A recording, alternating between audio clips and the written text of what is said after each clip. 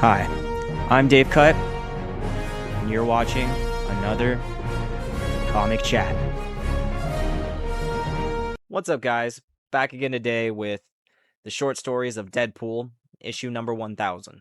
And this is the story of Canada Man. And it starts out with Deadpool talking to some Canada corporate executives who are pitching Deadpool the idea of what does America have that Canada doesn't. And Deadpool goes off saying American Idol, Nancy Pelos, the ability to win at other sports other than ice hockey, and they just tell him to stop.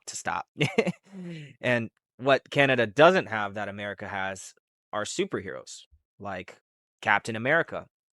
And they come to Deadpool because he's currently Canada's most high-profile super person, and that's why they were his first choice and to become their very own idol of Canada, this Canada Man, Captain Canada, if you will. And Deadpool is overwhelmed with joy as they ask him if he can speak French. He says, yeah, of course, he's fluent in it. Busts out the sagis, and they're just like, oh, perfect. We'll get you some lessons before, the press release. But Deadpool says, yeah, there's just one thing. He's not doing this at all. And proceeds to jump out the window, but he sees that he's on a skyscraper, not the top floor.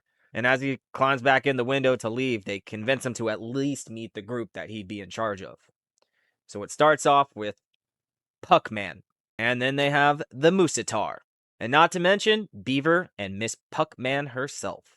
And they even offer to pay him a bunch of money. And Deadpool, that was enough to make him accept and start singing the Canadian national anthem, the "O Canada, our home and native land."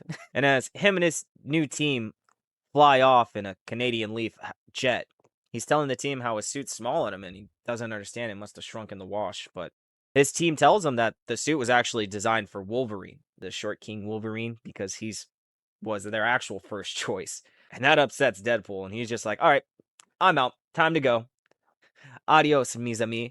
As he jumps from the jet that he just blew up, we see this is the end. And that was the story of Canada Man.